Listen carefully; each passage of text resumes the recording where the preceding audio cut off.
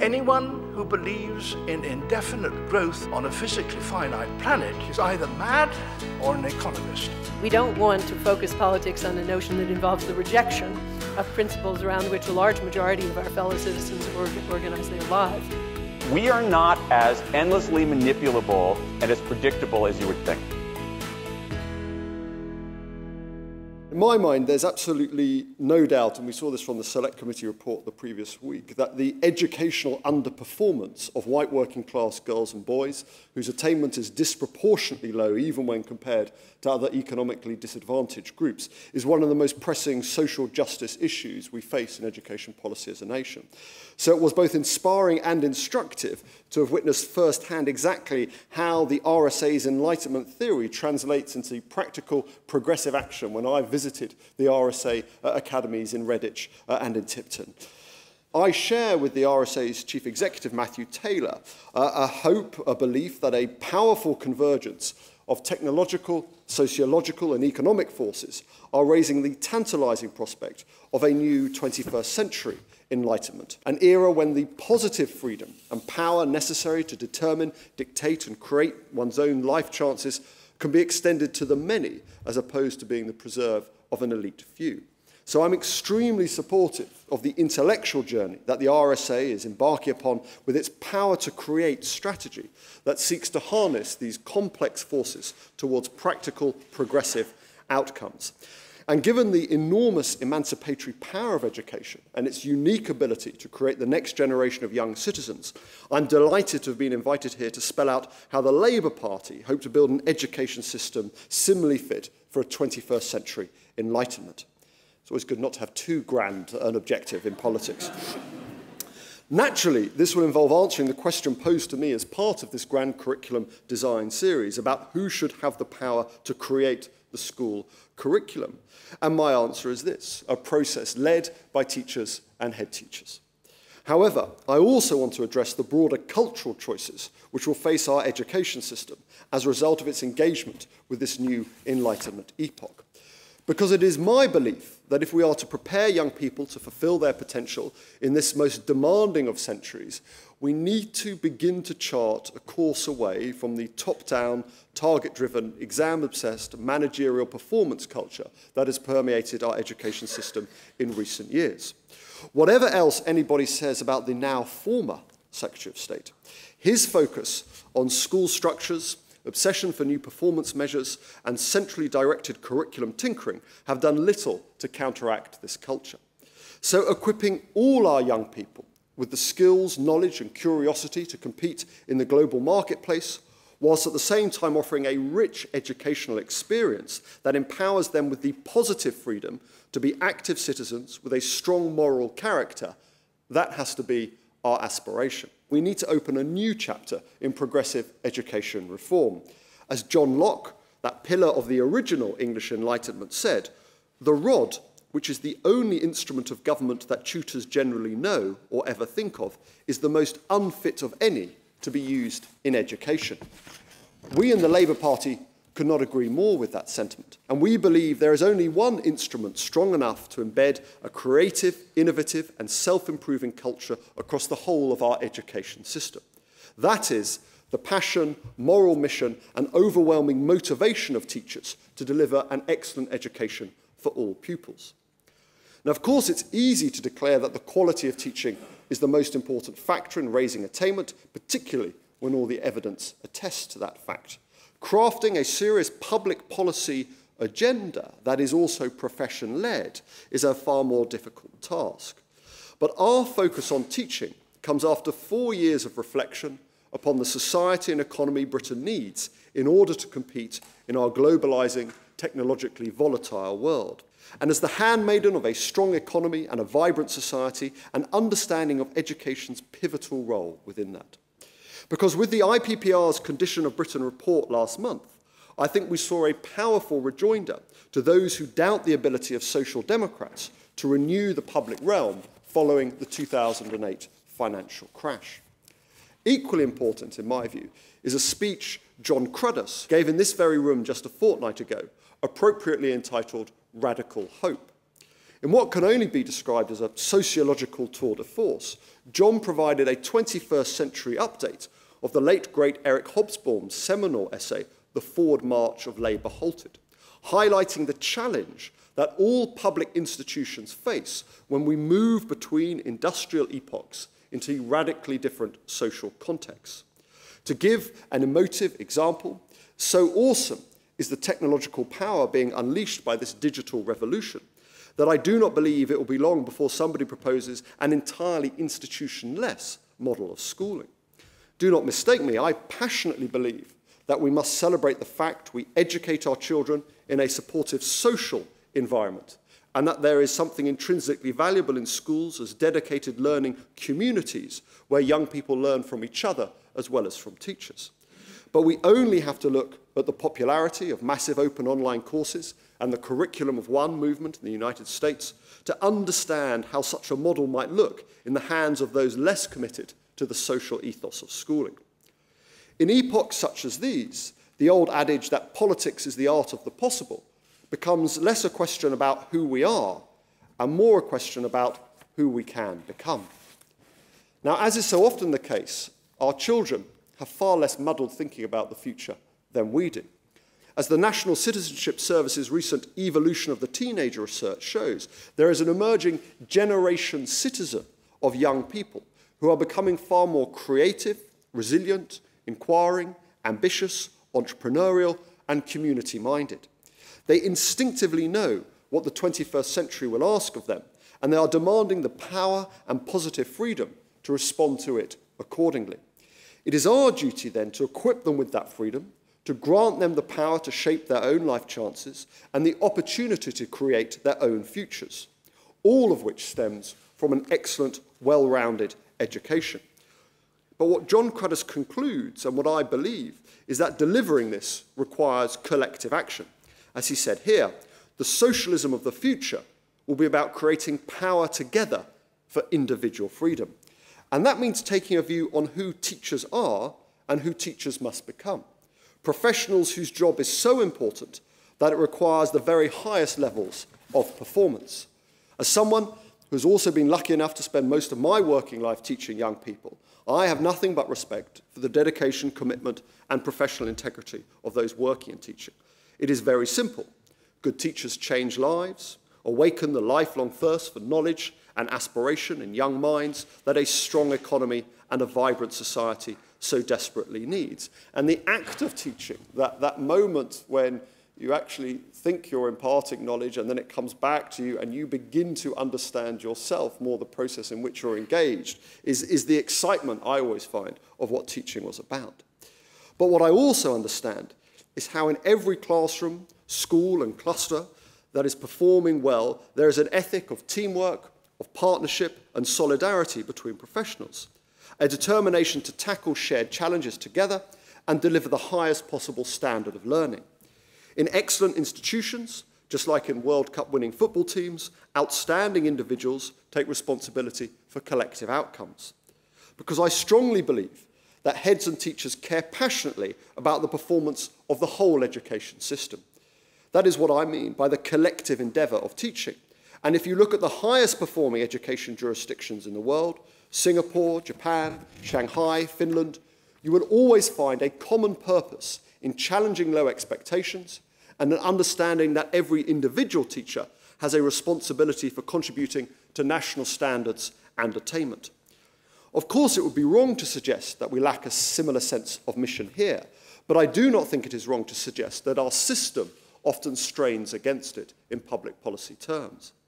That is why the Labour Party's policy agenda on schools is relentlessly focused on improving the quality of teaching in the classroom.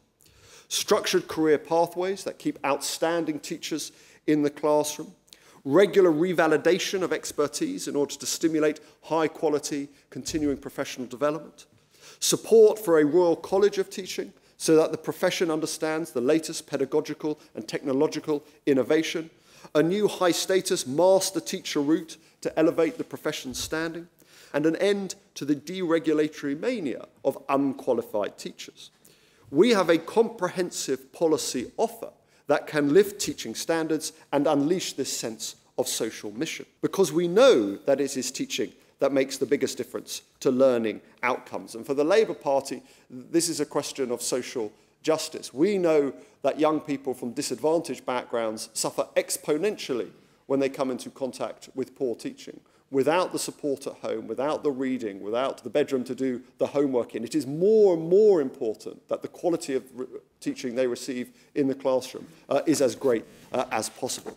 In contrast, we feel the policies from this government, from the central control of new school places to the downgrading of teaching standards and the creative destructive ethos of the Free Schools programme, at all levels of the government's approach, you can see the imprint of an aggressively competitive analysis of how we raise educational standards. What is more, I also believe that where this ethos has taken root, it can exasperate divisions within our already fragmented landscape, particularly between vocational and academic learning institutions. I also believe that encouraging such a culture fails the very test the government sets for itself.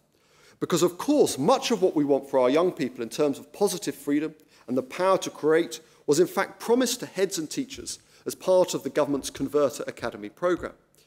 Now, I have no argument that this is exactly what we want to see in order to move towards a self-reliant, school-led approach to raising standards. But the truth is that it has not delivered the wave of creativity, innovation, and professional autonomy that we all hoped to see. According to the recent OECD TALIS report, nearly 3/4 of teachers either disagree or strongly disagree that they have the autonomy required to be a good teacher. And in the stirring words of Melvyn Roth, the disgruntled former principal of Widdenham College in Norfolk, converting to academy status actually, quotes, reduces autonomy. We had more control from central government, he said last month, by a micromanaging Department for Education that it was always looking over your shoulder and driven by pettiness. Let me be very clear. Such micromanagement and pettiness is a betrayal of the principles of Labour's original Sponsored Academy programme. And I'm unequivocal that the Sponsored Academy programme was one of the last Labour government's great achievements. When you see the transformative effect of that programme on challenging areas such as Hackney, Manchester, parts of Bristol, not to mention Tipton, it becomes clear that it is a powerful demonstration of my party's historic belief in education as a guarantor and driver of social justice. Moreover, from David Blunkett's passporting school funding down to school level in 1997, to the Code of Practice for Local Authority and School Relations in 98 and the Dedicated Schools Grant in 06, our record in government when it comes to giving teachers and outstanding school leaders operational independence is one of which we're immensely proud. So the Labour Party does not criticise the original ideals of academies, nor do we criticise school autonomy. What we criticise is the government's narrow view of what school autonomy means. Because what they are interested in is control, pure and simple. The autonomy on offer is a chimera, a method of bringing schools under the control of an overweening and often micromanaging centre. And we would also argue that Birmingham has demonstrated with worrying vehemence the absurdity of trying to run thousands of schools from behind a desk in Whitehall. But the international evidence also suggests that school autonomy and autonomous schools work best when they are placed within a collaborative structure and a cooperative structure. Schools as islands do not succeed. The success of London Challenge was partly about that collaborative partnership framework. And evidence from disciplines such as organisational psychology and economic geography show that collaboration is absolutely crucial to innovation and genuine creativity. So our position is yes to granting professional freedoms to all schools, but also to place all schools within light-touch collaborative structures based upon the London Challenge model and led by a director of school standards in every local area. Which brings me to the curriculum. Because of all the freedoms we believe that can play an important role in raising standards, the curriculum is amongst the most important. Now, at the start of this speech, I was clear that it is teachers and head teachers who should have the power to lead the creation of the curriculum. But though I'm also sympathetic to devolving power to professionals and away from politicians when it comes to developing the national curriculum, I'm talking here about a far more important curriculum, the one in the classroom. Because the truth is, as any outstanding teacher knows, that learning in a vibrant classroom goes beyond responding to narrow exam-focused impulses. What is more, From superfast broadband to affordable tablet computers, interactive textbooks, adaptive learning software and big data, there is a perfect storm of emerging new technologies that possess the power to transform the relationship between how teachers carry out their craft in the classroom and how young people learn. Therefore, developing a proper classroom-focused curriculum is an involving creative process. It should be school-led and tailored by individual teachers in order to meet the learning requirements of individual children. As the OECD has recently said, in the past, different students were taught in similar ways. Today, teachers are expected to embrace diversity with differentiated pedagogical practices. The goal of the past was standardization and conformity. Today, it is about being ingenious about personalizing educational experiences. The past was curriculum-centered, the present is learner-centered. That is why we believe that all schools should enjoy the same freedoms over the curriculum as academies do now. Of course, that does not mean there is no role for a national curriculum. As a study guide and an indication of a minimum expectation, it remains a tremendously important resource. And whilst we are talking about the national curriculum, let me be very clear that the Labour Party has itself no grand curriculum designs of our own. We have concerns about the decoupling of AS and A levels, and we have concerns about a narrowing of the scope of education as a result of the existing accountability framework and performance measures, the celebrated second bucket, Progress 8, which I've come to know and love. Yet we believe that we all need a period of stability and evaluation when it comes to the new national curriculum and programmes study. And we believe that going forward, there has to be a stronger role for professional bodies, academics and teachers in curriculum development. It simply cannot be right that a Secretary of State can spend a weekend rewriting the entire history curriculum, much though I would be tempted. But what we also believe is that we need to move away from an outdated understanding of the curriculum as being led by assessment, accountability, and just qualification. That brings us finally full circle, because given that around 5,000 secondary schools already have significant freedom to develop their curricula, one might have expected the last few years to have seen a flowering of creativity in terms of curriculum development and innovation. I do not think I'm being overly unfair to teachers and school leaders to argue this has not happened at the pace we would like to see. But until we inculcate a school system where collaboration is allied with hard-edged partnership and zero tolerance of low expectations, until we empower outstanding teachers and head teachers with the meaningful autonomy to raise standards, and most of all, until we elevate the standing, raise the status and improve the quality of teaching in this country and allow that capacity to flourish, then we will not be able to give our children what they want, an education system that properly prepares them for the rigours of a 21st century enlightenment. Under the Labour Party, our ambition is to achieve that by unleashing the too often untapped, underdeveloped and overprescribed power of teachers. We knew we needed a new curriculum because the one we had was feeling tired and our teachers were tired of teaching it, and the children, although they were very well behaved, weren't particularly engaged with it. But we didn't really know what we didn't know about curriculum design, and so we decided to give it a go. While we were working on this, we were given the opportunity to sponsor another school which had fallen into difficulties in our local area. And the school we were asked to sponsor is in a different area of South East London, of Bromley, which is the opposite end of the scale in terms of social deprivation. We decided to explore this, which kind of took our focus off the Grand Curriculum Design programme for a few weeks. But in fact, it led us to realise that the things we wanted for our children at Hayes Primary were very similar to those of the school we were sponsoring. And this is where I would like to differ with you, Tristram, because we have found that becoming an academy gave us the freedoms we wanted in our curriculum, although as a good school we really always had that. It made us think very hard about having a teacher-led system and encouraging our teachers to tell us what the problems were and the difficulties were, and then bring those back to us with their solutions and how they felt it should be taken forward. Now, as an academy, and not just one academy, we then expanded into a multi-academy trust and sponsored another school. The things we would love to give our children at Hayes Primary School, but in fact they have anyway because their parents pay for them largely, we're now able to give to the children in our sponsored school through the pupil premium. And I'm very pleased to say our ambitions for our sponsor school, for both our schools, is that they have the equivalent of what the very best of money could buy for any child in Bromley. And we feel pretty confident that we can provide those things with the freedom of sponsorship to really get into a school and help to sort it out with the staff, but also with the freedoms that having that pupil premium affords us. So as an educationalist who really believes that every child in my local community is in some way my responsibility, and wanting to work collaboratively with colleagues, because I believe, as you do, that that's how we're designed as teachers and leaders. My question to you, how does the Labour Party see the role of local government in a deregulated, competitive market, and what would you do for us to help save collaboration? When I was invited to come here, I was minded that the curriculum is far, far, far more than the subjects on the timetable. Yeah. The curriculum is the whole experience that you plan for young people to have, every planned learning experience.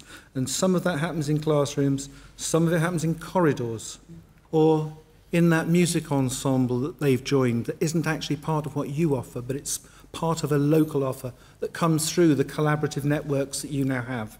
And if the local authority isn't going to be there, then a school-led system has to be there, and it has to be helped to help other people in to collaborate with it. Head teachers don't do all of the work. Most of the work is done by other people, but we facilitate it, and helping us to help them to do the great things for our young people that we need to do is how we will all get to the curriculum that best meets the needs of our neighbourhood, our children, so that they can meet their dreams. We need a national curriculum to ensure that children, all children, receive the education they should, but that school curriculum is much bigger, it should be vibrant and more important. And I think that Grand Curriculum Designs is that programme that gives you that chance to think, look at research and develop your curriculum, not a top-down model, not to buy something off a shelf. We've come up with something, but we've got the capacity is not there yet. We've got to help teachers to see that not to feel the new curriculum is something that is being done to them. You have this response, you've got this opportunity, but there is responsibility, greater responsibility and accountability is needed in the profession. That will raise the profile with our communities that we work with, and we need confidence in our teachers, and our communities need confidence in our teachers. So how do you feel we can build that confidence for our teachers to take on that extra responsibility and take ownership, and how we work in partner? We still need key partners such as the LAs, and we need to think how that's going to look for the future. Could you come back on those points about collaboration, Sure. academies, and confidence to collaborate, if you like? The challenge we're all dancing around is how do you have the systems of brokerage, partnership and challenge and cooperation in a school-led autonomous system? We need a system of intervention which looks forward rather than back. Our answer to that is the Director of School Standards. This will be a role which could either be at local authority level or as a result of a number of local authorities combining together. And their role is twofold. One is the commissioning of new provision, so we don't have such a chaotic system as we're beginning to see in terms of the cannibalisation of provision, in terms of oversupply, actually a bit of proper pupil place planning. And secondly, to learn the lessons of London Challenge in terms of brokerage, collaboration and partnerships, because you can't all do it yourselves. You've got enough to do. And when I talk to heads from London who were in London Challenge and have then seen it sort of fade away in the last few years, because there wasn't the secretariat, there wasn't the support, there wasn't just actually those elements which bring people together. Our answer to that is to have a very light touch system, Director of School Standards with a small secretariat, to be able to provide the infrastructure for the school-led system, whilst also providing an answer in terms of the commissioning of new places and to have some structure. How do we build the confidence? In terms of the sort of relentless pace and arbitrary nature of change in the last few years, we step back from some of that policy approach. So you don't announce sort of curriculum reforms at party conferences. You do actually engage with stakeholders and professionals in that kind of development. You have confidence in the voice and purpose of of teachers. There will always be disputes, there will always be areas of tension, but I think hopefully there's a way to manage the interrelationship, particularly if we want that school-led process, which is far more collaborative, which hopefully supports all the expectations which are then being placed upon teachers.